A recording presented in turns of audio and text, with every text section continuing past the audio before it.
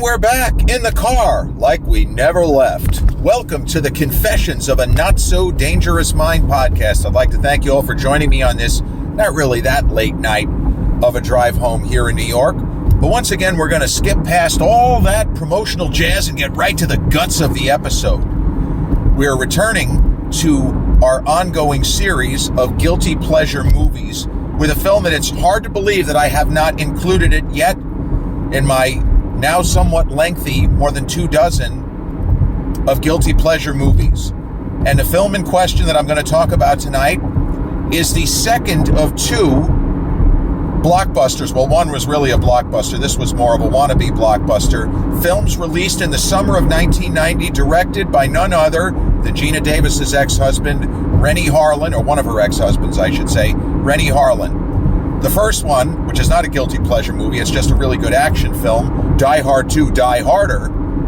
And later in the summer, Andrew Dice Clay starring in The Adventures of Ford Fairlane, a film that is notable more for its supporting cast than the star himself, the Dice Man, Andrew Clay Silverstein, or Andrew Dice Clay, who was certainly the most polarizing comedian of the day.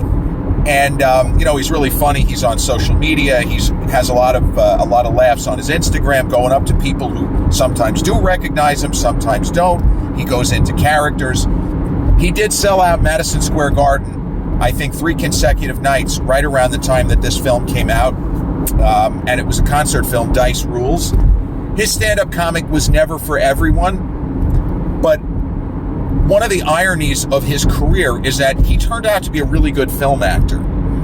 And there's a version where he didn't hit it big as this kind of firebrand stand-up comedian that pissed off a lot of people. And he simply was a guy who was funny and had maybe done stand-up but was not controversial, and then morphed into a really solid film actor. For example, when he did the Woody Allen film about a dozen years ago, Blue Jasmine, he got a lot of Oscar buzz for Best Supporting Actor, and I don't think it was just people being contrarian. There were a lot of people that, going back to Adventures of Ford Fairlane, many critics who didn't like the movie, such as Roger Ebert, but they liked him in it. And I feel like Ebert, in his 2-star review, said something about this was not a story ready for the big time, but the star is. He has a certain charisma that you can't really teach. And this movie, it is a good showcase for his skills. And as he talked about at the time of its release, you see bits and pieces of the Dice Man, his kind of stage persona, in the movie. But he is attempting to play an actual character who just happens to be funny.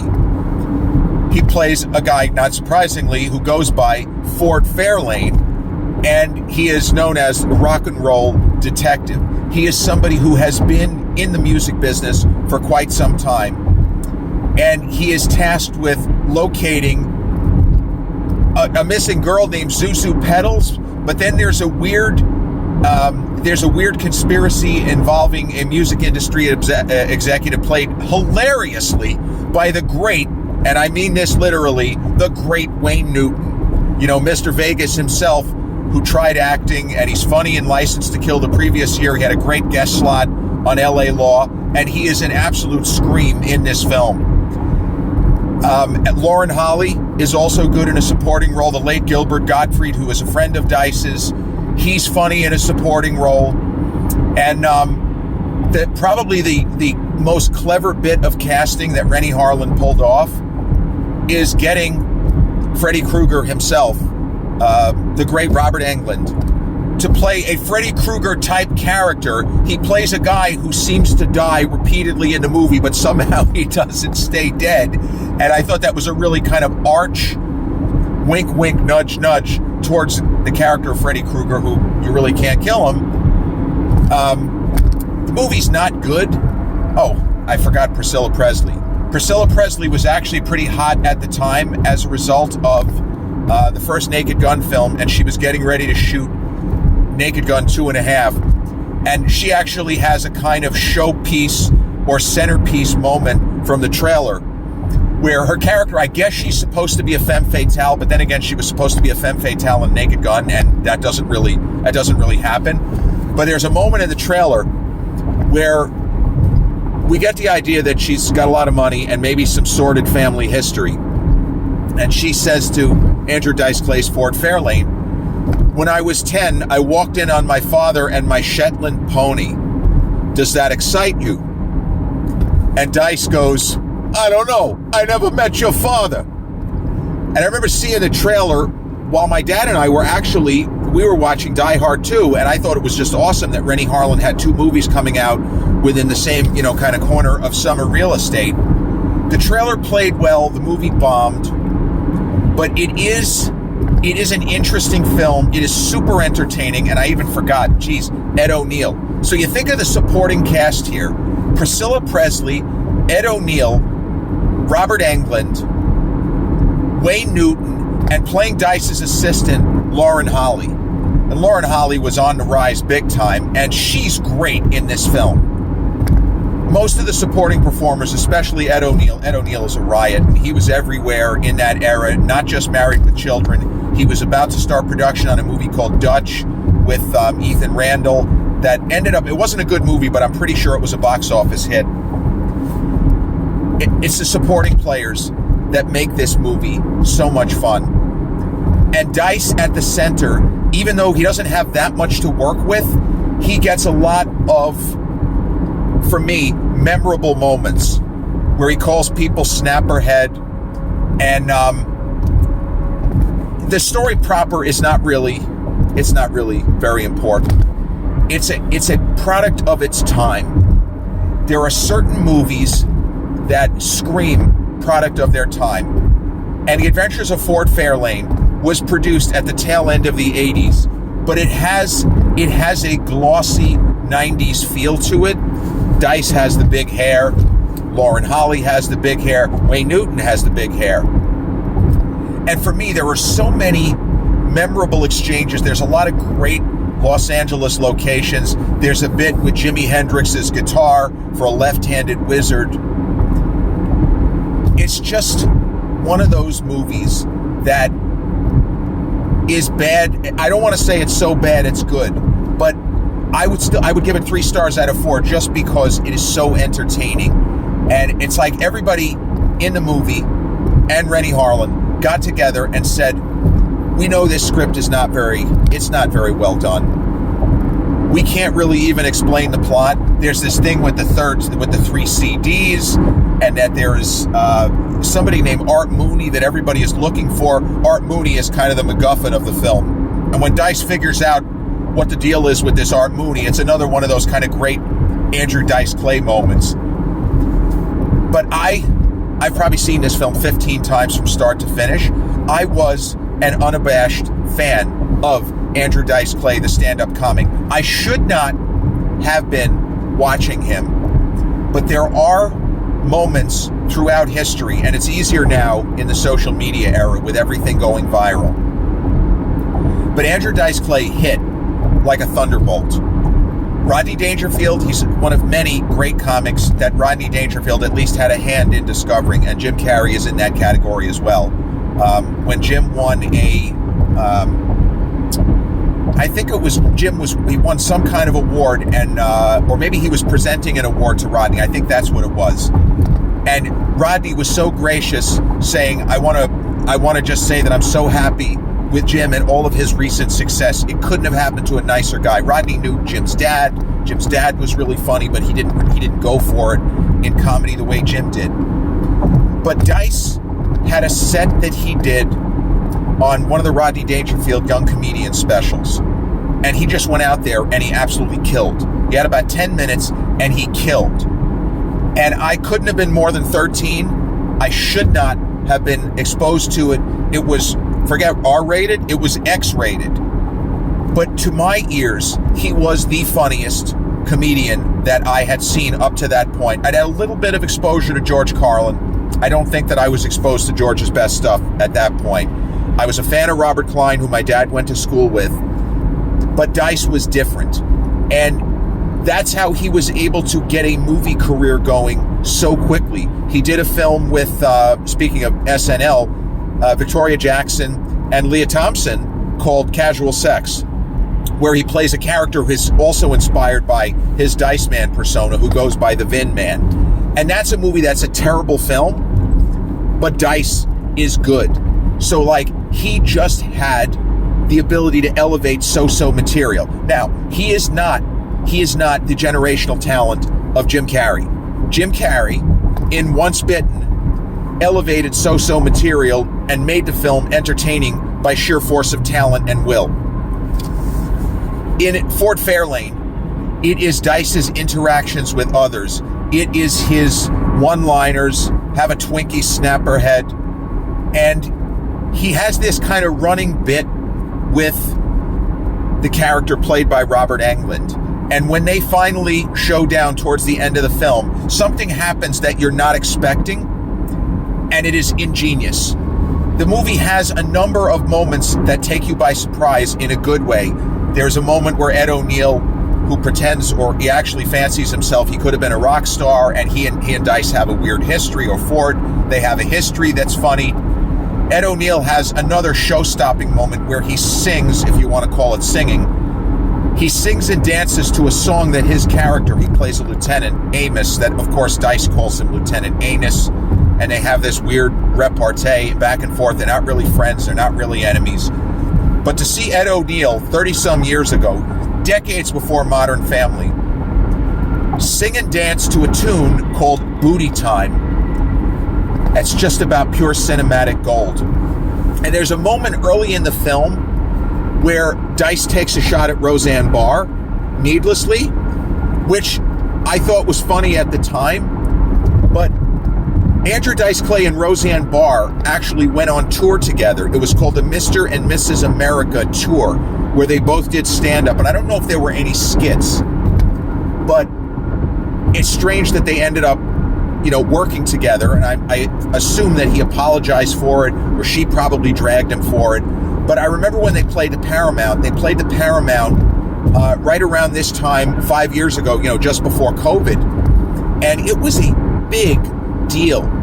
I lived in Huntington Village at the time, and I can tell you that there are certain moments, like when Kevin James played the Paramount in November of 2019, it was absolutely mobbed, but it was not as mobbed as the Mr. and Mrs. America, Andrew Dice Clay, and Roseanne Barr.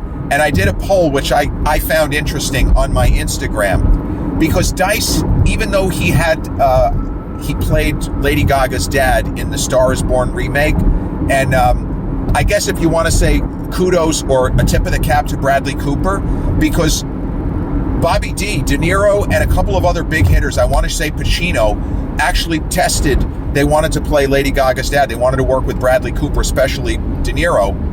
And Bradley Cooper became convinced that maybe the age gap was too much and that Dice seemed to be the right age. And he absolutely nailed his audition, and he got cast. It's not a big role, but it just shows that, and showed, despite the polarization of his stand-up comedy, he was very well respected just as an actor, and in that case, a dramatic actor, as he had done in Blue Jasmine with Cate Blanchett. And so it's like, there are people that hated him as a stand-up, but then there are other people that said, we don't really care about his stand-up. This guy's a terrific film actor, and we want to work with him. He comes to play. He doesn't fuck around on set. You ask him to do his lines. He doesn't go into character and start doing Dice Man shtick. He's just terrific.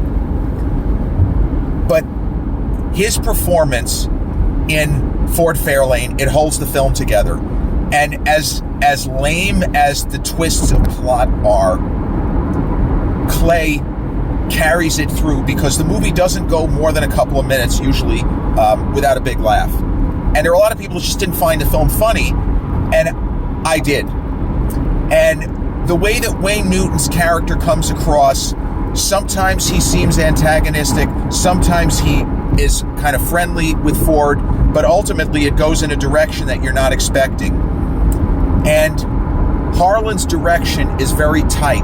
This is the kind of movie that he could have probably allowed Dice to riff and do his own thing, but I feel like he kept him focused, and he wanted to try to tell this kind of crazy story of the rock and roll detective getting involved in a murder I think the name of the guy who gets killed is Bobby Black. I think that was the name of the musician who dies. And there is actually some interesting social commentary now that I'm thinking about it, where Wayne Newton's character of Julian Grendel, who is like top brass music industry mogul, kind of like a Motown Berry Gordy type guy, where he has a moment where he complains about what percentage that the entertainers have to make, and how if he has his way, he would change that. And Dice is almost speaking to current day realities, Taylor Swift gaining control of her catalog and that sort of situation, where Dice, with a straight face, as Ford Fairlane, says to Wayne Newton's Julian Grendel, "It's a shame how much you have to pay the actual artists who put out the art. Those sons of bitches really take a bite, huh?" And Wayne Newton says, yeah, they do. And he doesn't want it to be. As the story reaches its final act and different allegiances are revealed and there are more twists of plot you could argue the story doesn't really need, it comes to a conclusion that is the only conclusion that it can, which is that Ford Fairlane is not a tragic hero. This is not a film noir where he might get bumped off. Ford figures out a way to save a day that you didn't even know that there was a day worth saving. You didn't know if there was going to be anything between Ford and Lauren Holly. And when a movie wraps up as absurd as it is, leaves us in a good frame of mind. It leaves us feeling like, you know what? This was a pretty pleasant way to pass a couple of hours. The Priscilla Presley character is funny. Lauren Holly crushes it. And Wayne Newton he's just gold. He's so funny and on point in this movie. Every line reading, you just see him chewing scenery. I really wish that Wayne Newton had a bigger movie career, because he's just he has natural charisma in front of the character. And unfortunately, The Adventures of Ford Fairlane bombed during a very, very competitive, and I know you could say this about almost every summer, but 1990 was a super competitive summer movie season. You think about some of the big movies that were out. I mean, Warren Beatty's Dick Tracy technically was a hit, but it didn't do as well as it probably should have. Die Hard 2 was that summer. Arnold's Total Recall was that summer. There were just a lot of big movies, fighting for real estate during that summer. Total Recall was one of the biggest hits of that summer, if not the biggest, and probably the best summer movie of that summer. And Die Hard 2 was humongously successful at the box office. Harrison Ford Presumed Innocent, which was a little bit later, that was an enormous hit. That was not really a summer movie, but that was like a very serious film that happened to be released when the weather was still warm in New York. So Ford Fairlane didn't really hit at the box office. It did well on home video, and it is a movie that, as I say, a product of its time and a good introduction to people who maybe have heard of Andrew Dice Clay, haven't seen Dice Rules or some of his other stand-up, because it's all available on YouTube, and maybe you saw him as Gaga's father in A Star Is Born and wonder what the story is with this guy. He had a very interesting rapport with the camera, and he always had good chemistry with his co-stars. Everyone in this movie, from Gilbert Gottfried on down, is really, really solid. Gilbert Gottfried is a riot. He's just hilarious in this film in a small role. He actually plays somebody who I think that he and Ford were in a band together, and now Gilbert's character is a DJ. So, The Adventures of Ford Fairlane, the most recent entry in my continuing series of guilty pleasure movies, directed by Renny Harlin and starring Andrew Clay Silverstein himself, Andrew Dice Clay, and terrific supporting work from Priscilla Presley, a hysterically funny Wayne Newton, a strong Lauren Holly, a riotous Robert Englund in a Freddy Krueger kind of character, and Gilbert Gottfried, and a whole host of other... Oh, Morris Day. I forgot about him. Prince's old buddy, Morris Day of Morris Day and the Time. He's hilarious. Just amazing how many people are in this movie that I could have forgotten about. But The Adventures of Ford Fairlane, every bit a guilty pleasure movie and a film that I will vouch for. Even if you're under 30, you watch this movie, you will be entertained, you will laugh. You will laugh sometimes at the wrong time and in bad places. Ed O'Neill, forgot about him almost. It is a terrific entertainment, and every second of it is pure guilty pleasure. This has been episode 394 of the Confessions of a Not So Dangerous Mind podcast. I'd like to thank you all for spending some of your Thursday evening, the day after Christmas, here with me in New York. And if you check out this episode on the YouTube channel, haven't done so already, please click like, subscribe, comment, share, turn on those notifications. Or if you catch this episode on the audio platforms such as Podbean, Spotify, iTunes, or the others in which we're hosted, same general rule applies. Click like, subscribe, share, and turn on those notifications. I'll be back with a new episode real soon. Until then, peace.